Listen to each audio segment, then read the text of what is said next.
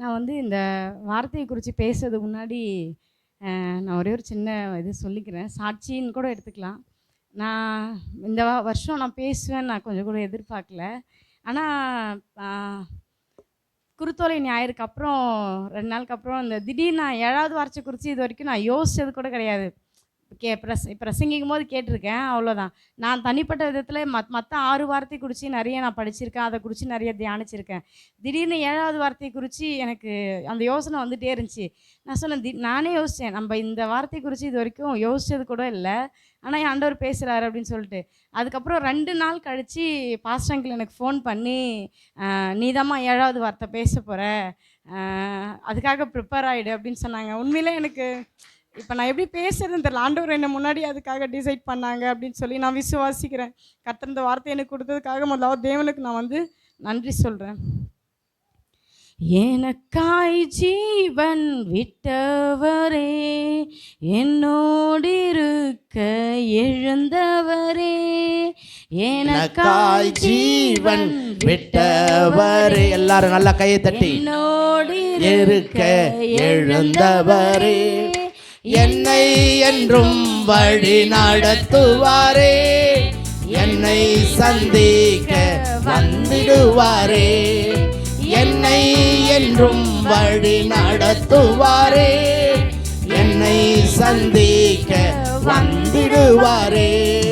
இயேசு போதுமே போதுமே, இயேசு போதுமே போதுமே, எந்த நாளிலுமே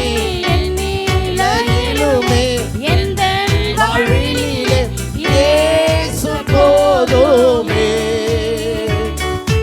எந்த நாளிலுமே என் நிலையிலுமே எந்த வாழ்விலே இயேசு போதுமே. தலையில் சாத்தி ஜெபிக்கலாம். பிதாவே, நாங்கள் நன்றியோடு துதிக்கிறோம், ஸ்தோத்தரிக்கிறோம். ஆண்டவரே, நீர் வெற்றி சிறந்த இந்த நாளுக்காய் நன்றி செலுத்துகிறோம். இந்த வேலையிலும் ஆண்டவரே, நீர் பேசின வார்த்தைகளை குறித்து தியானிக்க நீர் பாராட்டின கிருபைக்காய் நன்றி செலுத்துகிறோம். அப்பா, அடியானை மறைத்து நீர் வெளிப்படும். ஆண்டவரே, நான் தகுதி இல்லை ஆண்டவரே, அப்பா என்னை மறைத்து தேவன் வெளிப்படும். நீர் பேசுகிற விரும்புகிற வார்த்தைகளை ஆண்டவரே ஜனங்களுக்கு ஆண்டவரே தெளிவாய் புரிய வைக்குமாய் நாங்கள் செபிக்கிறோம். இயேசுவின் நாமத்தில் பிதாவே, ஆமென். 7வது வார்த்தை லூக்கா எழுதின சுவிசேஷம் 23ஆம் அதிகாரம் 46வது வசனத்தை வாசி.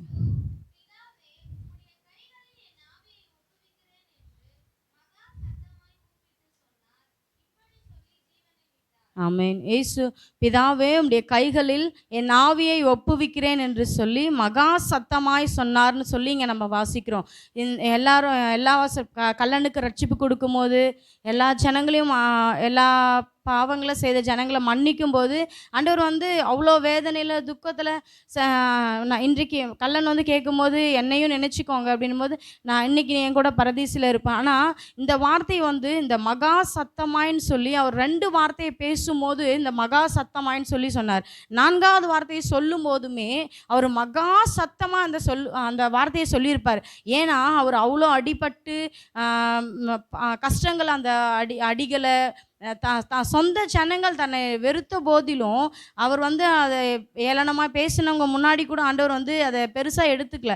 ஆனால் நம்மளுடைய பாவங்கள் பிதாவின் முகத்தை அவருக்கு ஒரு வினாடி மறைக்கும் போது அதை அவரால் தாங்கி கொள்ள முடியாத அளவுக்கு துயரப்பட்டு என் தேவனே ஏன் என்னை கைவிட்டீர் என்று சொல்லி மகா சத்தமாய் சொன்னாருன்னு சொல்லி பார்க்குறோம். மத்தேயு 27:50 வாசிச்சிங்கன்னா தெரியும். இயேசு மறுபடியும் மகா சத்தமாய் கூப்பிட்டு ஜீவனை விட்டார். அவர் வந்து ஜீவன் விடுறதுக்கு முன்னாடி லாஸ்ட்டாக அக்கா பேசும்போது சொன்னாங்க, அவர் வந்த எல்லா காரியத்தையும் நிறைவேற்றி முடிச்சிட்டார், பிதாவின் சித்தத்தையே நிறைவேற்றி முடித்து விட்டார். அப்போ இந்த 7வது வார்த்தையை ஆண்டவர் வந்து முடிச்சிட்டோம், அவர் வந்த பர்பஸ் வந்து முடிஞ்சிடுச்சு அப்படின்னும் போது அவர் இன்னொரு வார்த்தையை வந்து பேசுகிறாங்க அப்படின்னா அது எவ்வளோ முக்கியத்துவம் வாழ்ந்ததாக நம்ம பார்க்கணும்.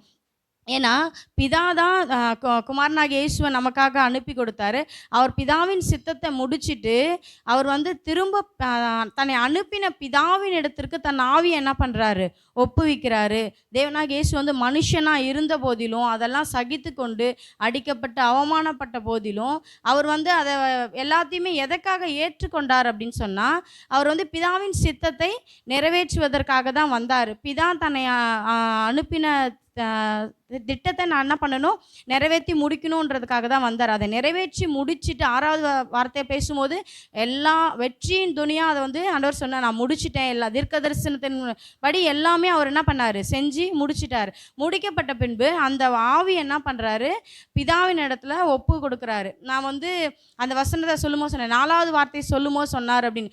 இந்த வார்த்தை பார்த்தோன்னா ஒரு மனுஷன் வந்து ஒரு பூரிப்பு திருப்தி அடைஞ்சிட்ட பிறகு தான் அதில் ஒரு ஃபுல்ஃபில்னஸ் கிடைக்கும் அப்படின்னு சொல்லிட்டு ஃபீல் பண்ணும். நம்ம கூட ஒரு சாப்பாடு நல்ல பசியில் சாப்பிட்றோன்னு வச்சுக்கோங்களேன், அது டேஸ்ட்டாக இருக்கோ இல்லையோ, ஆனால் பசிக்கு சாப்பிட்டுட்டு பின்னாடி போய் சொல்லுவோம் இது டேஸ்ட்டாகவே இல்லை, அது ஒரு நமக்கு திருப்தியே கொடுக்காது. ஆனால் இந்த 6 வார்த்தையும் ஆண்டவர் முடிச்சிட்ட பின்னாடியும் அவர் பிதா அனுப்பின நோக்கத்துக்கு அந்த ஆவி எதுக்காக சரீரமாக மாம்சமாக உலகத்துக்கு கொடுத்தாரோ, திரும்ப பிதாவின் கிட்ட அந்த ஆவியை ஒப்பு கொடுக்கும் போது தான் அந்த அவரோட இங்கே உலகத்துக்கு வந்த நோக்கம் என்ன ஆகுது, முழுமை அடையுது. அப்போ வந்து அந்த வார்த்தையை வந்து திருப்தியின் வார்த்தையை நம்ம பார்க்கலாம். அது வந்து நான் எல்லாத்தையும் முடிச்சிட்டேன் அப்படின்னு சொல்லிட்டு அவர் என்ன பண்ணுறாரு, திருப்தியின் வார்த்தையாக அந்த வார்த்தையை நம்ம பார்க்கலாம். அதுக்கு முன்னாடி மத்தேயு 27ஆம் அதிகாரம் 51வது வசனத்தை வாசிக்கலாம்.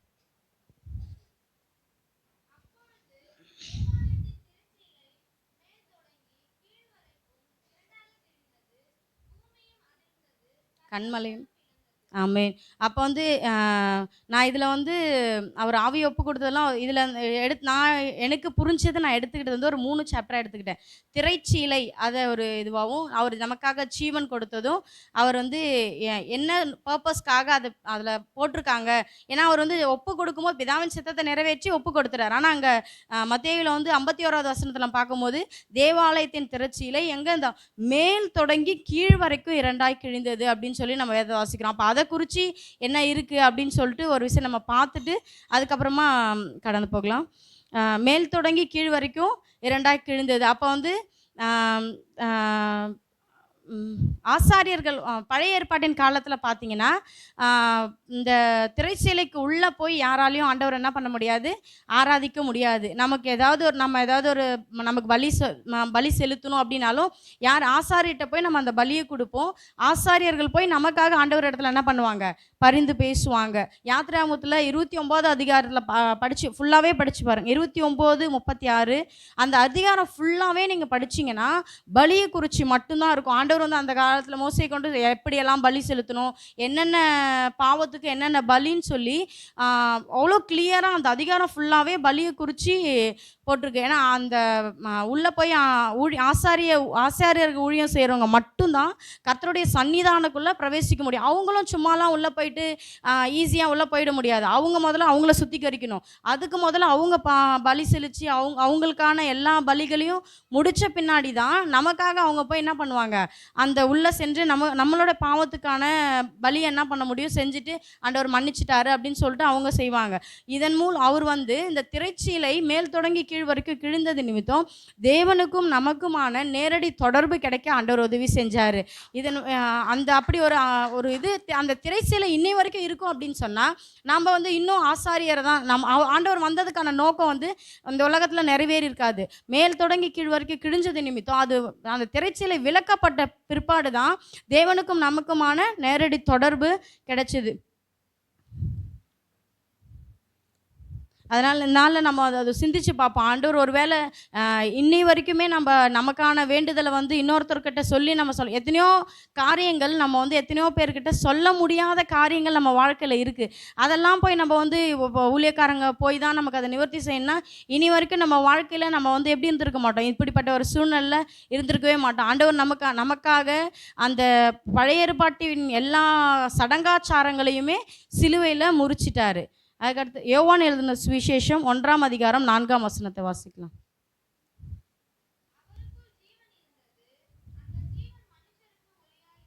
ஆமென். அவருக்குள் ஜீவன் இருந்தது, அந்த ஜீவன் மனுஷனுக்கு ஒளியாக இருந்தது. அவர் என்ன சொல்லி அப்போஸ்தலர் 8ஆம் அதிகாரம் 33வது வசனத்தில் இருக்குது, அவர் தம்மை தாழ்த்தின போது அவருடைய நியாயம் எடுபட்டு போயிட்டு அவருடைய ஜீவன் பூமியிலிருந்து எடுபட்டு போயிட்டு அவருடைய வம்சத்தை யாரால் சொல்லி முடியும் என்பதே. அப்போ அவருடைய ஜீவன் எடுபட்டு போயிடுச்சுன்னா அவர் வந்து தானா வந்து எந்த மனுஷனாலையும் அவர் ஒன்றுமே பண்ணியிருக்கவே முடியாது. அவர் என்ன பண்ணாரா, நம்மளுடைய பாவத்துக்காக அவரையே நமக்காக என்ன பண்ணார், தாழ்த்தி கொடுத்தாரு. ஒருவேளை நம்ம கூட இருக்கிறவங்களுக்காக சரி இந்த பழியை நான் ஏற்றுக்கிறேன், நீ செஞ்சதை நான் ஏற்றுக்கிறேன்னு நம்மளே யோசிப்போம். ஆனால் ஆண்டவர் வந்து இந்த உலகத்தின் மொத்த பாவத்தையும் சுமந்து தீர்க்கிற கிருபாதார பலியாக தான் அந்த உலகத்துக்கு வந்தார். அவர் தம்மை தாழ்த்தின போது, ஆனால் நம்மளாம் அவர் என்னன்னு யோசிச்சோன்னா, அவர் அந்த நமக்கான ஜீவன் யார்கிட்ட இருக்குன்றத உணராமல் நம்ம என்ன பண்ணிகிட்ருக்கோம், வாழ்ந்துட்டுருக்கோம். நானே அவர்களுக்கு ஜீவன் உண்டாயிருக்கும், அது பரிபூரப்படவும் வந்தேன் அப்படின்னு சொல்லி ஒரு வசனம் யோவான் 10:10 இருக்குது. நமக்கு நம்ம வந்து இன்றைக்கி ஜீவனோடு இருக்கோம் அப்படின்னு சொன்னால் அதுக்கு நாமெல்லாம் வந்து பரிசுத்தவான், நான் வந்து கரெக்டாக இருக்கேன் அதனால் ஜீவனோடு இருக்கேன்னு கிடையாது. அவரே வந்து நமக்கு ஜீவன் உண்டாயிருக்கவும் நாம் பரிபூர்ணம் அடையவும் அவர் தான் வந்தார் இந்த உலகத்தில். அவர் வந்ததின் நோக்கம், அவர் வந்து இந்த வார்த்தைகளை சொன்னதின் நோக்கம் நாம் ஜீவனோடு இருக்கணும், பாவமற்று இருக்கணும் அப்படின்றதுக்காக தான் அவர் வந்து இந்த உலகத்தில் வந்தார். யோவான் 5:24 வசனத்தை வாசிக்கலாம்.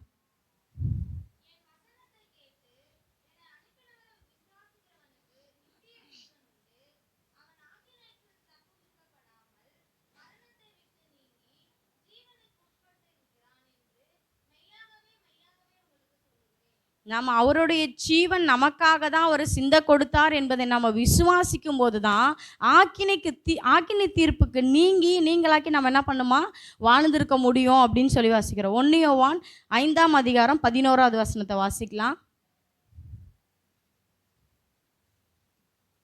தேவன் நமக்கு நித்திய ஜீவனை தந்திருக்கிறார், அந்த ஜீவன் அவருடைய குமாரரில் இருக்கிறது என்பதே அந்த சாட்சியாம். நம்மளாம் யோசிக்கலாம், நம்மளை படைச்சி உருவாக்கி தேவன் நித்திய ஜீவனை நமக்கு ஜீவனை கொடுத்துருக்கிறார். ஆனால் அந்த ஜீவன் யாருலேருந்து நமக்கு கொடுக்கப்பட்டது? அவருடைய ரத்தத்தையும் சரீரத்தையும் நமக்கு பிட்க கொடுத்து அவருடைய ஆவி என்ன பண்ணார், பிதாவுக்கு ஒப்பு கொடுத்தாரு. அப்போ யாருக்கிட்டேருந்து நமக்கு அந்த ஜீவன் கிடச்சிருக்குன்னு பார்த்தீங்கன்னா, குமாரராகிய இயேசு கிறிஸ்துவின் மூலமாக தான். அது அந்த இயேசு கிறிஸ்து கிட்ட தான் அந்த ஜீவன் வந்து அவர் மூலமா நமக்கு உண்டாயிருக்கிறது என்பதற்கு அவரே என்ன பண்ணியிருக்காரு, சாட்சியாக இருக்கிறாரு. அதுக்கடுத்து மிகுந்த சத்தமாய் ஆவியை விட்டார் அப்படின்னு சொல்லி பார்த்துக்கிறோம். லூக்கா 23:46 வசனத்தை வாசிக்கலாம்.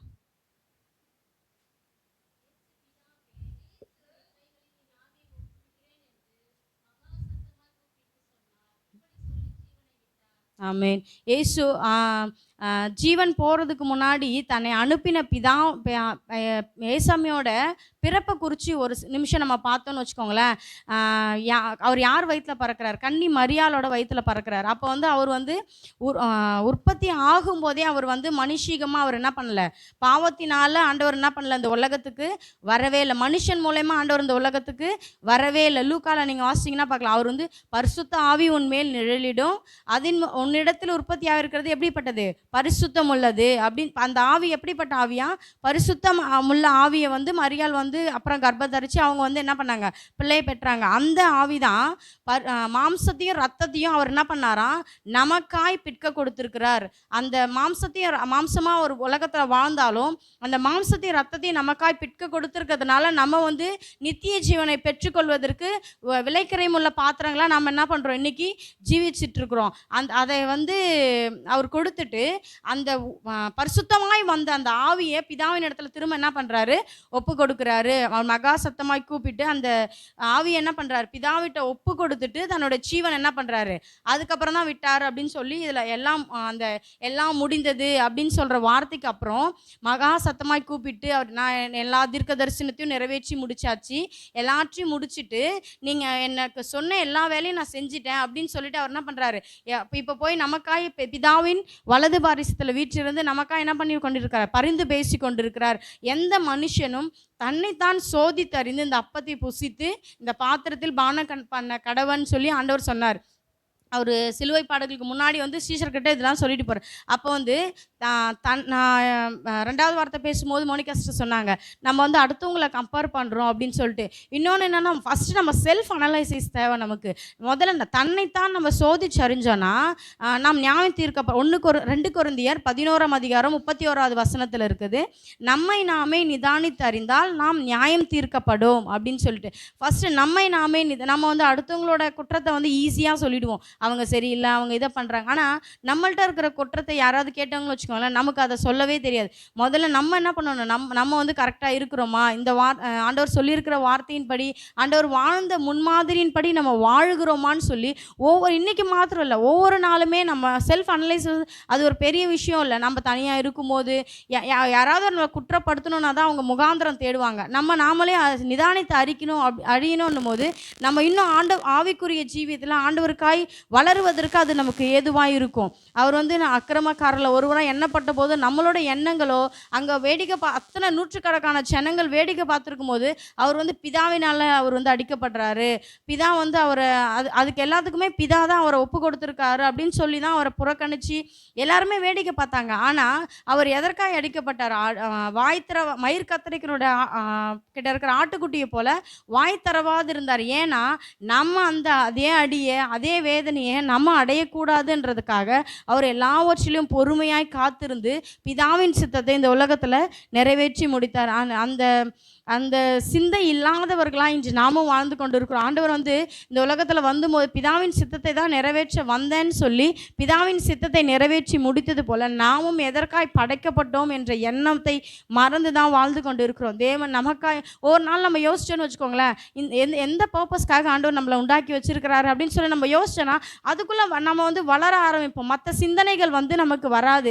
அதுக்குள்ளே நம்ம வளரும்போது ஒவ்வொரு நாளும் இந்த கடைசி நாட்களில் யோசிச்சு பார்த்தீங்கன்னா ஒரு நாளும் நம்ம உலகத்தை குறித்து யோசிச்சோன்னா அவ்வளோதான், முடிஞ்சிச்சு, இன்றைக்கே எல்லாம் முடிஞ்சிச்சு அப்படின்ற அளவுக்கு என்ன பண்ணிட்டு இருக்கு, போயிட்டு இருக்கு காலம். ஆனால் நம்மை நாமே நிதானித்து அறிந்தோமானால் ஆவிக்குரிய வாழ்க்கையில் நம்ம வளருவதற்கு அது ஏதுவாக இருக்கும். ஏன்னா நம்ம வந்து அவரோட அப்பத்தையும் சரீரத்தையும் நினைவு கூறும்படி இனி வரைக்கும் நம்ம என்ன பண்ணுறோம், மாதம் ஒரு முறை அந்த பந்தியில் இருக்கிறோம். அந்த பந்தி நாள் அன்று மட்டும் யோசிக்காமல் நம்மை நாமே ஒவ்வொரு நாளும் நிதானித்து அறிந்தோமானால் நம்ம எதற்காய் படைக்கப்பட்டோம், நமக்கான ஆண்டவர் என்ன திட்டம் வச்சிருக்கிறார், நோக்கம் வச்சிருக்காருன்னு சொல்லி ஆண்டவர் இயேசுவானவர் பிதாவின் சித்தத்தை எப்படி உண்மையாய் நிறைவேற்றி இந்த உலகத்தில் முடித்தாரோ, பாவம் இல்லாமல் கரைதிரையற்றவராய் வாழ்ந்து நிறைவேற்றி முடித்தாரோ, அதே போல் நாமும் இயேசுவுக்காய் கரைதிரையற்றவர்களாய் வாழ்ந்து நம்மை நாமே நிதானித்து அறிந்து ஆண்டவருக்கு உண்மை உள்ளவர்களாய் ஜீவித்து அவருடைய கரத்தில் நம்மளுடைய ஆவியை ஒப்பு கொடுக்கிறவர்களாய் ஒவ்வொருவரும் வாழ நம்ம இந்த நாளில் தீர்மானம் எடுத்துக்கலாம்.